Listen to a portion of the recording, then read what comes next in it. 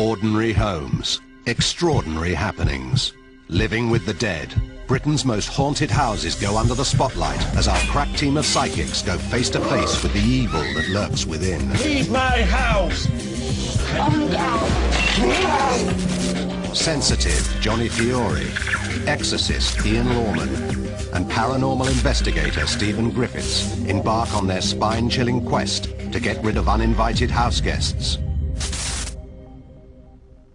I knew I was me, physically Alan, but I wasn't. Ian, I can't stay in this room.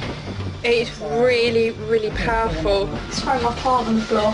Lost it. I was going to let it off. I was going to collapse or something. I was having an heart attack. I thought that was a damn heart attack. God.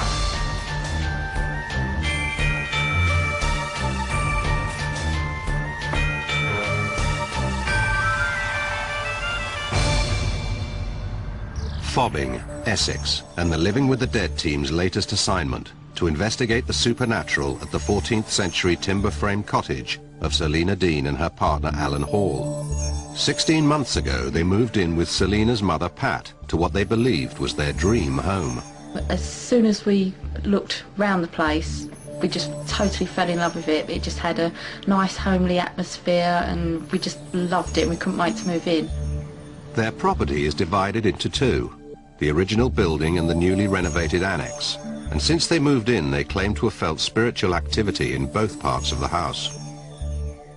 The old part of the house, I feel just totally at ease in. It's just comforting and I just love whatever's here. The new part of the house, it does actually make me feel a little bit uneasy. From the moment that we did actually, things did actually start to happen here.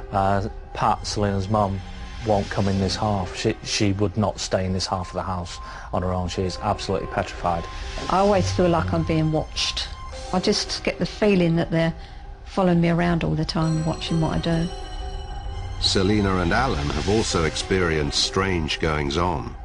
One night me and Alan were watching the telly and there was a knock on the latch door. So we said, come in, thinking it was her mum. The door opened, no one there. The other door at the end of the corridor was still latched closed. We also see shadows go behind us where the beams are, as though someone's just walked past the lights. Selina also believes she was visited by an entity in her bedroom. I woke up because I could feel someone standing next to the bed. I looked up and there was someone standing there with long black hair. And she thought, what's Alan doing there? It's like 3 o'clock in the morning. Then when she turned around, I was snoring away. Back and it was a lady and then she just disappeared. But the manifestations are not just limited to the bedroom. One night I came down to get a drink of water. It was probably about 1, 2 o'clock in the morning. And as I came down the stairs, the rocking chair, it just seemed to me that it was moving.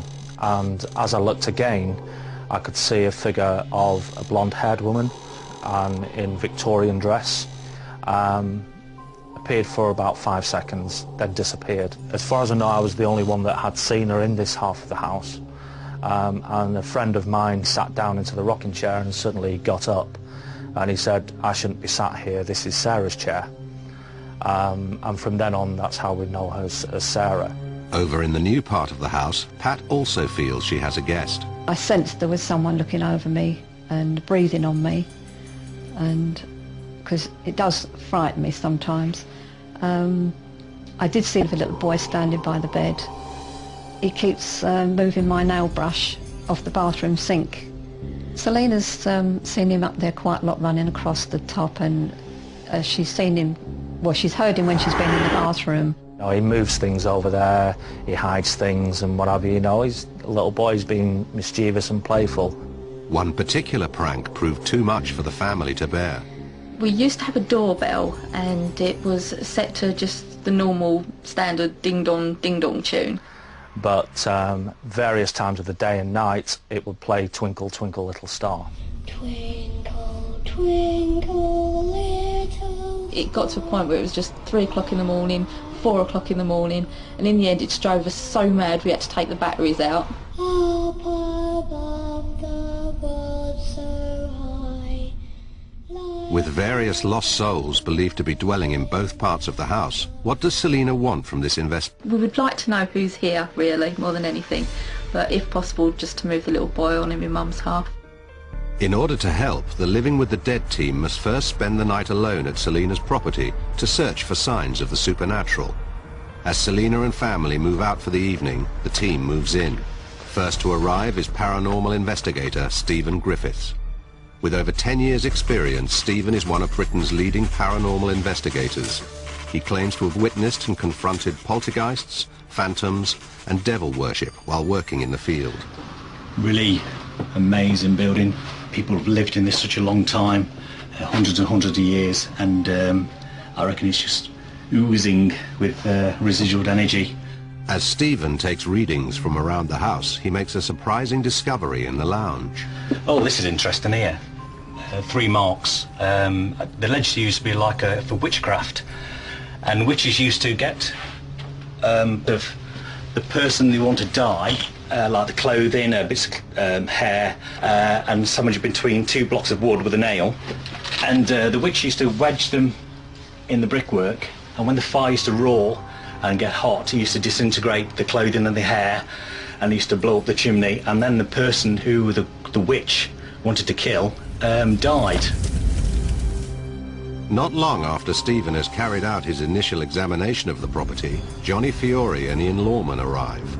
Before they begin their overnight vigil, they want to get a feel for any paranormal activity by walking around the property.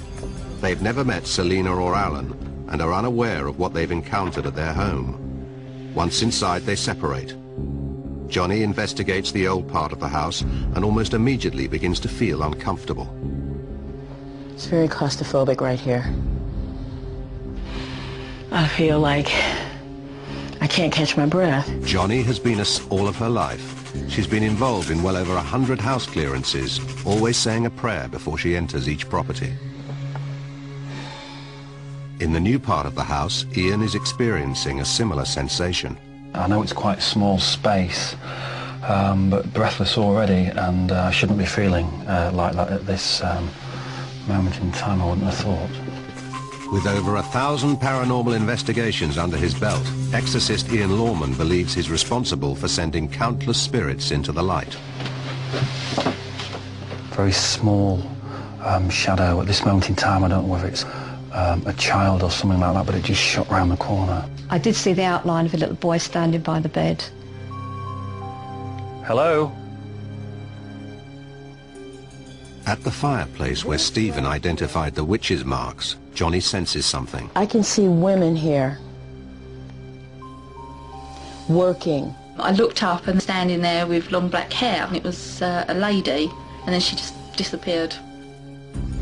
Just in this area here.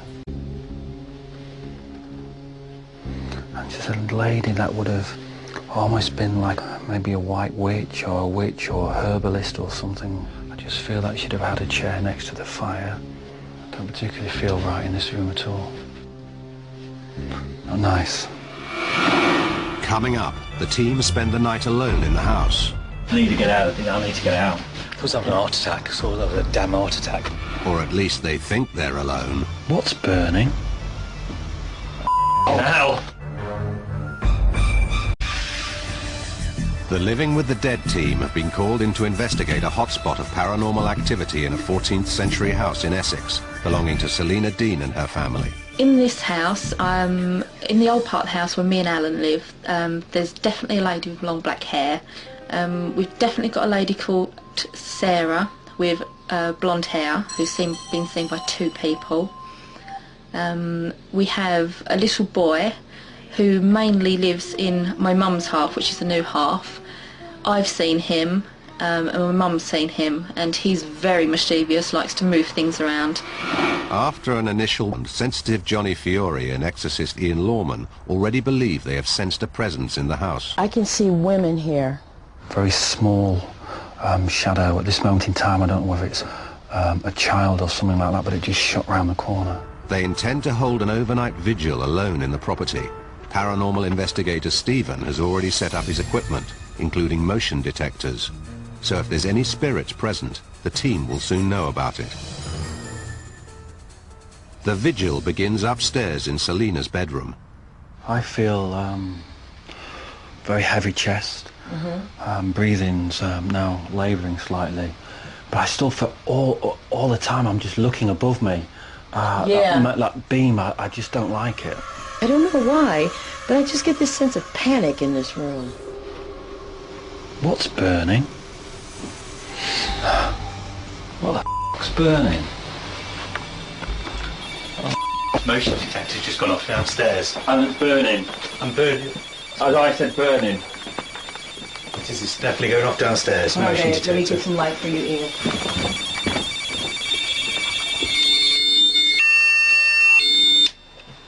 I don't know what could have done that. As you said, you smelled fire. Yeah. Upstairs. It went off. I cannot understand, as I was smelling fire, why would these two Motion detectors go off at the same time. in a doorway where there's near the fireplace, basically. Some f***ing scare the shit out of me, this place, really. Yeah. An unsettled Stephen resets his motion sensors, and the team head back upstairs to the bedroom. I feel as if I'm having a heart attack in this house. I thought it was indigestion myself. Yes, so did I.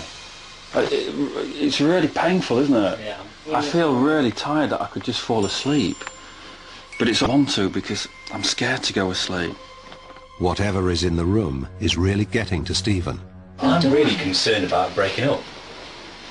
Individually. As his condition worsens, Stephen paces the room. Do you know what, I feel rather really quite poorly. rather what? No bullshit, honestly. I need to get out of the thing. I need to get out. Honestly, I'm not... I'm coming, babe. It's all right. I'm right behind you. Get him out of the house. There you go. I'm to get in there, honestly. I know, honey. I know. You stayed in there as long as you could. Okay. Just take a deep breath. Take your time. I know. Just take your time. You're after him, man. I still lost it. It's all right, don't worry. Okay, babe. Don't worry. It's all right. I was going to collapse or something, faint or... Okay. Did you hear that? The noise of a door slamming draws Ian back inside. Hello? I think at the minute there's one particular soul that's not happy, has been around, and they're picking us out one by one, and I think Steve's the first, and then it'll be Johnny, then possibly me.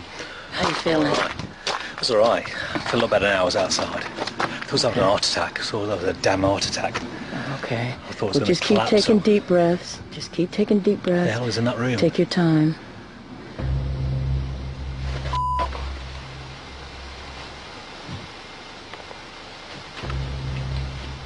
Somebody just shot past me here. It's a bang. Hello? Yeah. What's that? Ian, we got motion detectors. Let's see what that is. We got motion. Whilst Johnny and Stephen were outside and Ian was in the lounge, something triggered the detectors in the dining room. Okay, there is nobody in here. We've got banging of doors. Yeah, right here. What door was that that just slammed? What's going on? Well, we're having problems. Before it was that doorway, and now it's this doorway. And we put motion detectors at each end of the room. Did you feel that as well? What, behind? No, someone just rushed past you there. Yeah. Did you feel it? Somebody just came from me round there, and Is something giving us a run around here? And the overnight antics don't stop there. It's 3:30 in the morning, and as you can hear, the sensors have gone off again. Quite scary, actually, to know that there's something in the room next door, but as soon as we go in that room, it disappears. So, yeah, we're just going to reset them and go from there. Family due to return to their property, what can Living with the Dead historian Hallie Rubenhold tell us about the local area and Selina's house? Fobbing played a role in the nation's history. When in 1381, a local man by the name of Thomas Baker led a number of villagers in a revolt against the poll tax. Those who participated in the rebellion were brought swiftly and brutally to justice when the king's men arrived in town. A lot of the houses in the area were burnt. However, Copeland Cottage managed to survive, although the house does bear a number of very interesting and mysterious scorch marks. Could these scorch marks be linked to the burning smell that Ian sensed during his overnight vigil?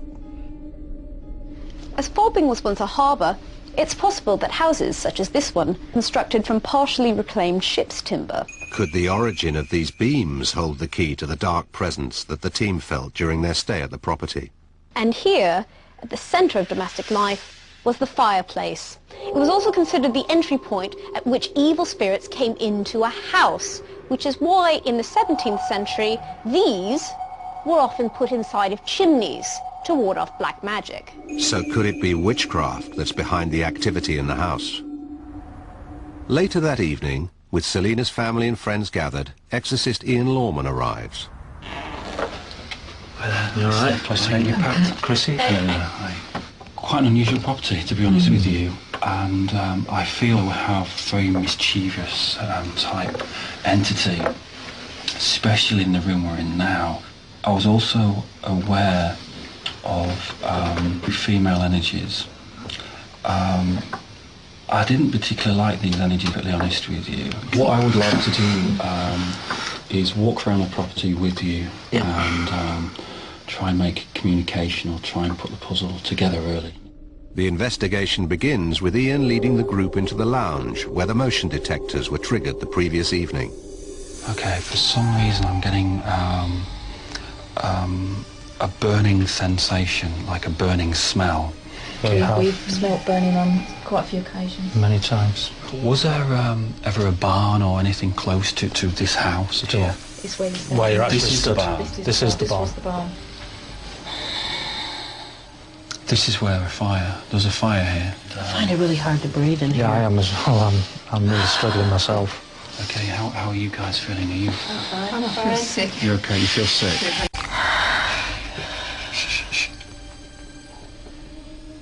Anybody hear that upstairs? Yeah. I heard There's like nobody upstairs. Yeah, I heard that. Yes. Have you had problems up the stairs there? There's a little boy, we think, up there. I feel this boy was, or this child was in this fire. Oh. The energy sensation we're getting, I feel is actually running. Do you understand? Trying to get out. So there'll be sadness and emotion connected with this part, and the breathlessness would be also the fumes that is inhaling, and also the panic that this person would have had. I'm really struggling. Do you mind if I step outside? I'm sorry, I just need to...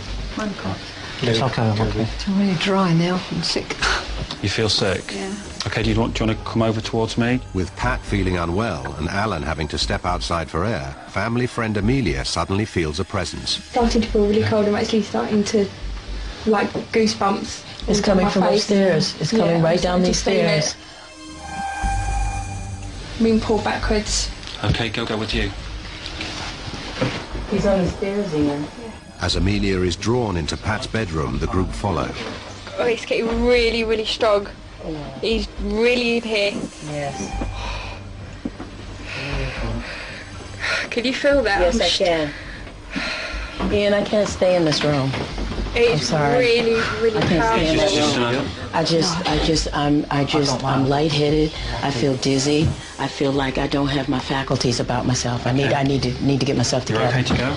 Yeah. He's like just standing right there. He's about that high. He's thin. He's got blondie brown hair. I think he's actually touched my hand now. Can you get down to his level, please? Okay. How do you feel? Like he's sapping all of the energy out of me. Right, just ask him to stand back and not take the energy, else you won't be able to talk to him. Stand back a bit, please. Okay, move back. Okay, fantastic. And I need you to ask him what his name is. I think he already told me his name is John. Does he know he's passed over? How did you pass over? I don't think he knows. He just looks scared. Right. I think he's asking for his mum. Okay. How are you feeling right now? I feel quite sad. Okay, do you want to come over here for me, please? Do you want to just get down on that level for me? We need to know why he's here. Can you tell me why you're here? I really don't think he knows why he's here. He knows either. I don't. Hold hands for me, both of you. John, if you can hear my voice, come forward, friend. Come forward, little one. I feel like there's two hot hands on my shoulders. Yeah, I can feel that as well. It's really getting really hot. I feel like I'm burning. Just remember that he passed through a fire, so he will feel warm. My cheek's burning up, my left one. He wants his mummy. I'm here if he wants me. Okay, do you want to come forward? Pat volunteers to help, and a recovered Alan rejoins the group.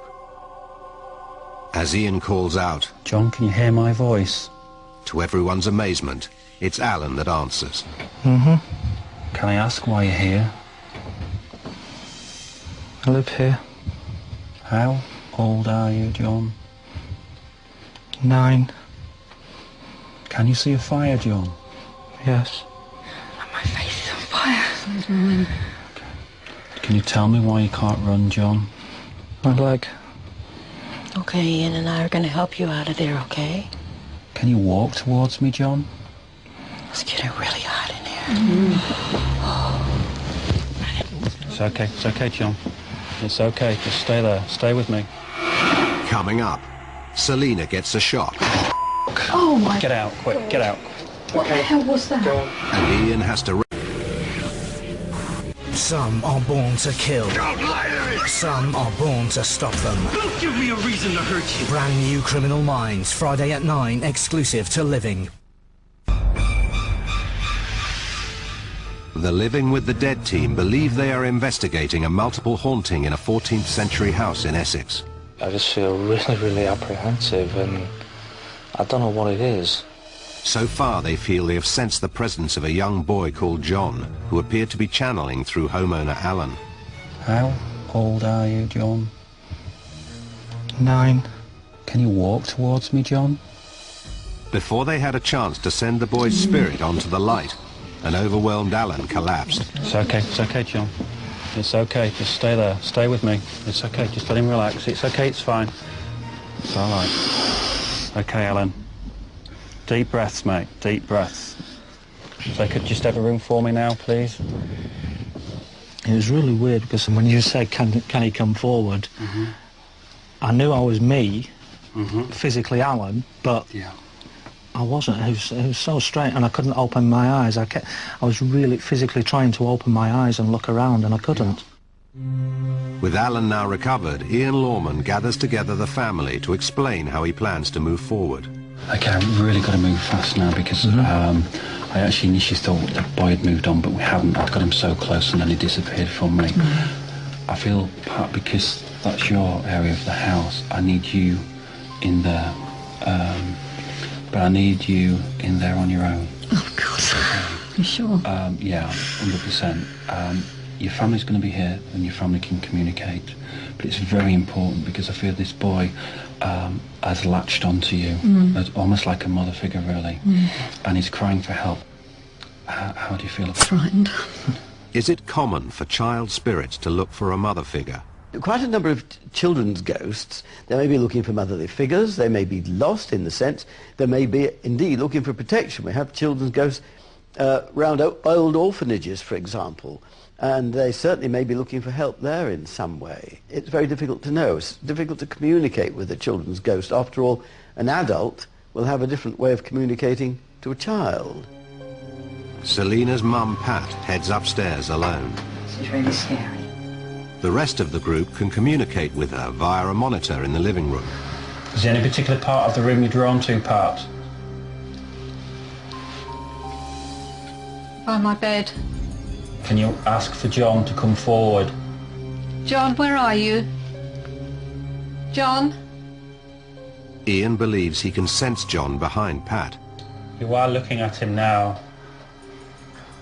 Just get out for me. Come on. A bit higher. John, touch my hand. It feels cold round my hand, but I can't feel him. He's there with you now. How are you feeling? I feel quite calm, funnily enough. Okay, good. Because of family friend Amelia's earlier bond with the spirit boy, Ian sends her to help make contact. I'm sending Amelia up with you now. Okay. Hello, Amelia, can you hear me? Yes, I can hear you. Okay. I just want you to relax for me. If you can close your eyes for me, Amelia, a moment, and just ask for John to come forward, please. John, please come forward. Tell him you're going to help him. John, I'm going to help you. Please come forward. I feel like he's behind me. My back's gone really warm. Okay. There's also somebody stood next at the moment. Feels really, really warm. So a lot hotter than it did? Yeah, just on my my face is back. getting hotter again. Okay, that's good. So we know he's coming forward. Keep encouraging him. Okay. John, please keep coming forward. I can feel you. Come on. Come on, John. I'm starting to feel apprehensive now. There's a gentleman just walked in the room right now. I think John's still behind me. Is the gentleman on my left? Yes. Why can't I sense any of this? Pat's not sensing anything, and Ian's worried her presence will prevent Amelia connecting with the child spirit, so he removes her from the room. Amelia? Yes, I can hear you. If you could be quite firm with this little boy. John, please come forward. Please come forward, darling. I don't mean you any harm. I want you to keep coming forward. Come towards me. He's scared of the gentleman in the room with you. Yeah, I'm on my left still. John, I'm going to help you. Please keep coming towards me. Tell me when you feel him right next to you. He's about as close as he can get. I want you to think of a really bright light for me and ask him to walk towards that light. Keep encouraging him till you feel that he's gone. Come on, John. There's a light. Walk towards it. His family are there. I can see his family, so just tell him his family's there. Your mother's there, John. Keep walking towards the light. I think he's gone. Well done. Well done, sweetie. Amelia. Well done. Well done. You okay? Yeah, I still think there's somebody else in the room though. Okay, just when you think you're finished, you're never finished. Amelia is a school teacher, so she had the right type of temperament to bring John forward and send him to the light. The other thing is that there was another gentleman in the room with John, so that's what we're going to deal with right now. Ian takes the group to Selina and Alan's bedroom to see if they can make contact with this dark presence. Paranormal investigator Stephen monitors events from his van. Hello? Can you make a noise for us, please? Just what's the matter there? It felt like someone just stood right behind me then. Okay, how did it feel? Just like someone was looming over me, right in the back of me. Right. Johnny, could you call out for me, please? Would you please step forward? Make your presence known. Can you make a sound, please? Thank you for that. Selina, can you call out to this gentleman? If you're in this room, can you just make yourself known to us, please? Thank you very much. We know you're in here with us. Can you knock on something? Did you hear that? I heard that. Okay. If you want us to leave this space, can you let us know, please?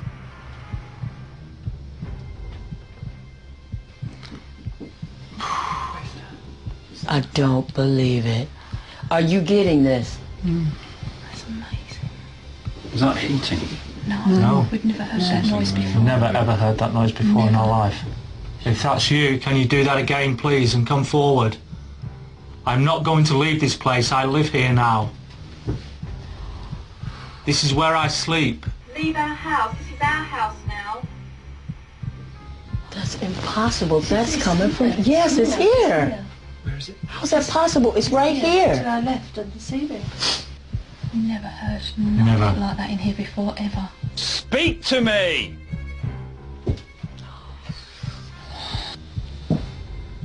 Thank you. It's over here. It was right on my feet. Thank you. If that is you, can you do that again? Near the window. For that. Oh my God, what was that? Did someone lean on them doors? They Down can't the because bottom. I've bolted them. I would like to leave Selina in here because I think she's got a link with him. Looks like Ian suggested that we could put Selina on the bed in the room to try to communicate with this gentleman and probably take him to the light. While Selina and Ian are upstairs, the rest of the group listen via a walkie-talkie. So what I need you to do is close your eyes and just relax for me, okay? For me, just picture a candle flame for me. Just concentrate on that deep breath, in and out. In and out. You're still with me, you can hear my voice. Just have a look around and tell me what you see. Fishing boat. Okay. Now I want you to look around the people there. I want you to focus on one person for me. That'll be connected to the boat. Just in grey. Okay, he's coming closer to us. Looks about 60. Now I want you to ask his name. Sounds like Ishmael or something like that. No, that's good. Keep it. Is your name Ishmael? If it is, can you make a sound, please? Ishmael. Okay, well done. Thank you. Did your boat sink? Ask if he was murdered. Was you murdered? Was that laughter? Well, it sounded like it, didn't it?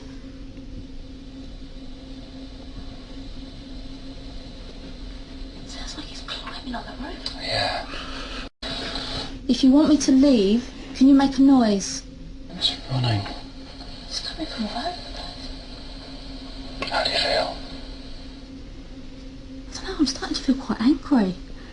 And I've always felt so calm in here, and I'm starting to feel quite angry. Go and be with your family. They're waiting for you. Ask him to give you a sign again. If you're still in the room, can you make a sound? Oh, God!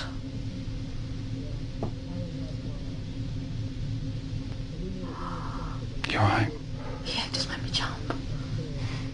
Why do you want me to leave? You've never lived here, it's my house. You don't belong here, I do.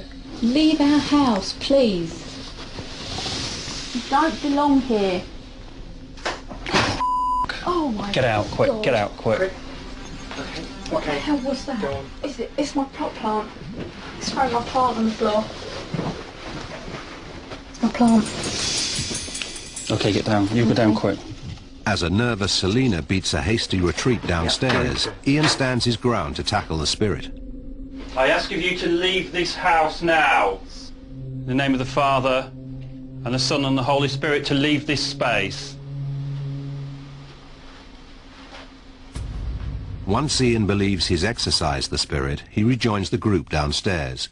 With the boy and the sinister male presence gone, Ian wants to deal with the female entity, Sarah.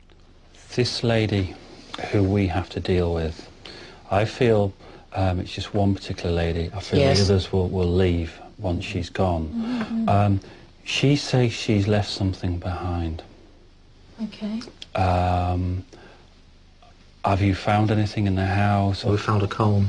Right, okay. That fireplace. All right. What they used to do with witchcraft is take an item of somebody's, like hair mainly.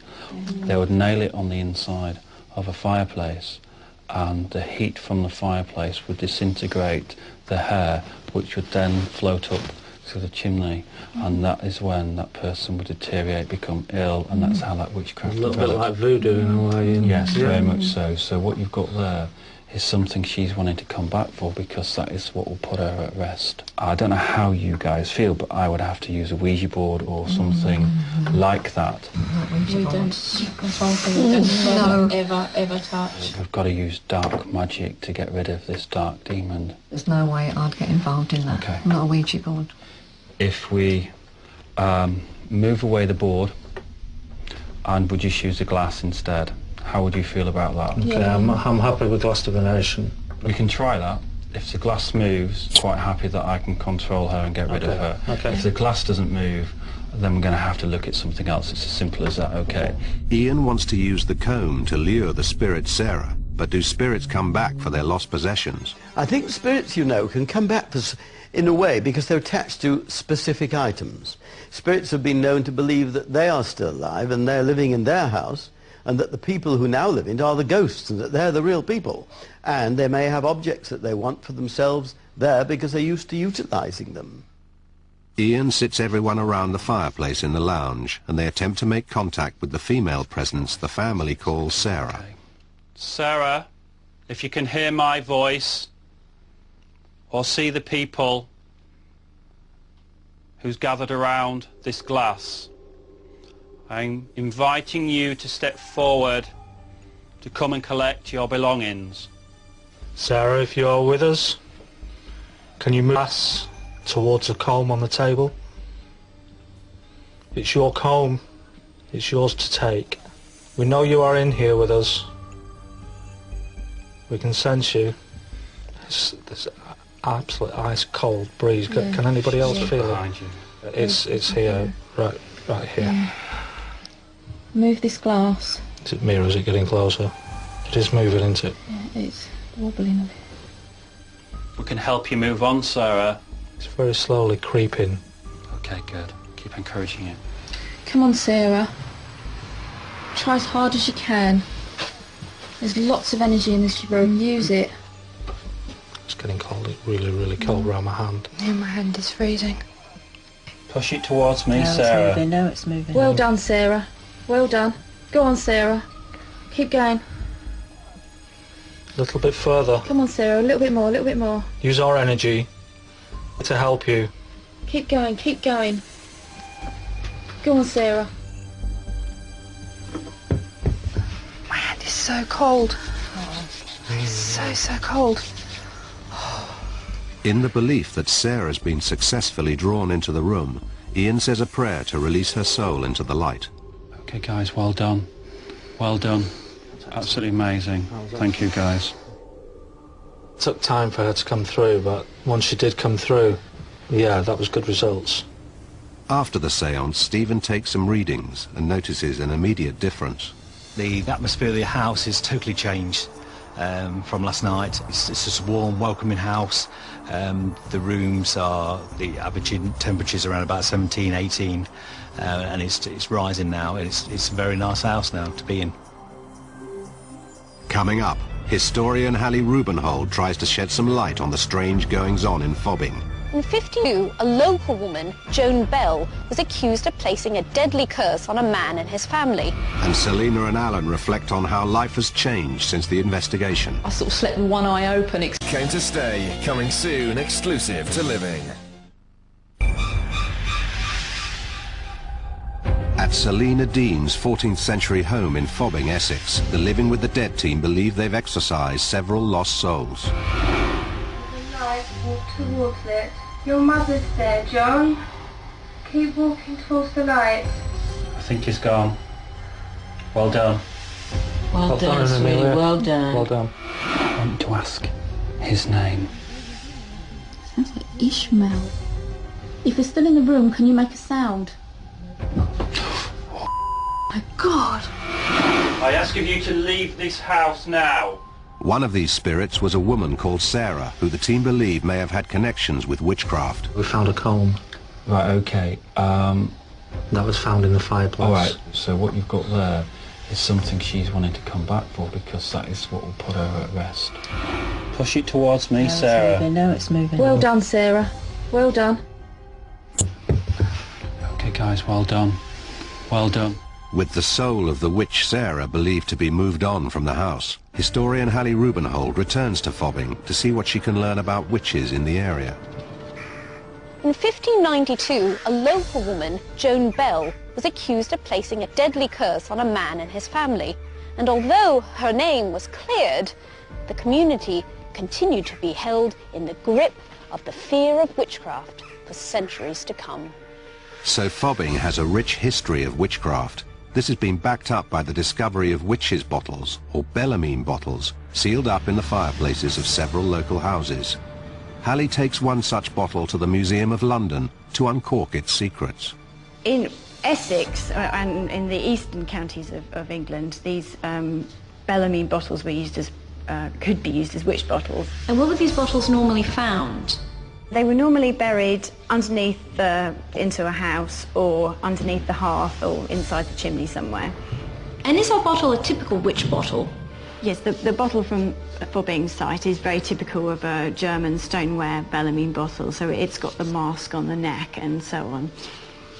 What exactly do they put in these bottles? They typically, urine was a very important thing, urine of the victim of the witchcraft, and also bent pins. Sometimes they would have human hair, nail clippings, and also cloth hearts, often with pins into the heart itself.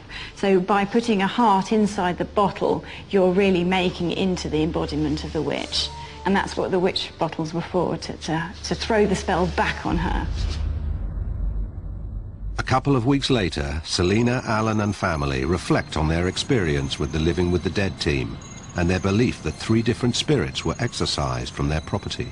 I'm very skeptical about glass divination as to whether people move it, but I can 100% categorically state that that glass was moving on their own, and it was absolutely incredible.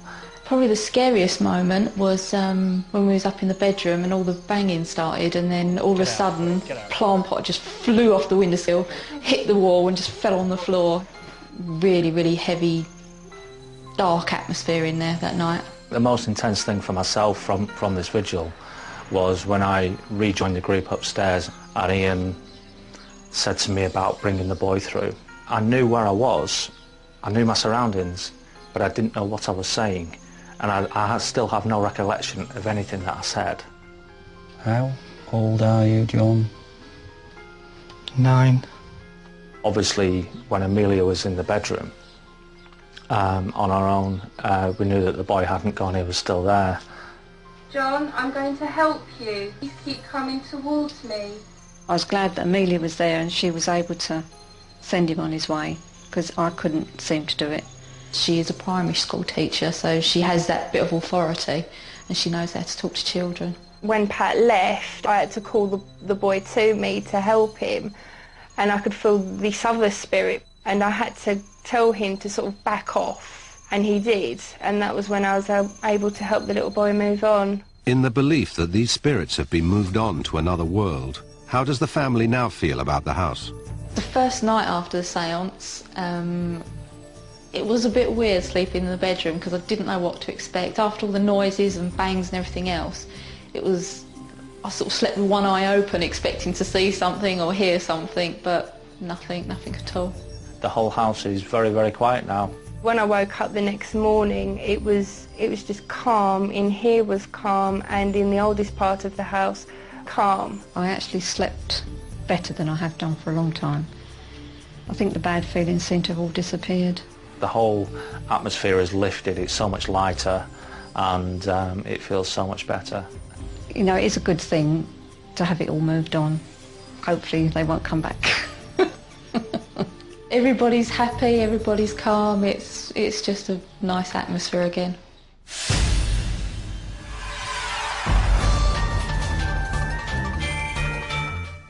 And up next, Ned's new girlfriend needs Melinda's help. Our Living Dead Zone continues with Ghost Whisperer in just a few moments.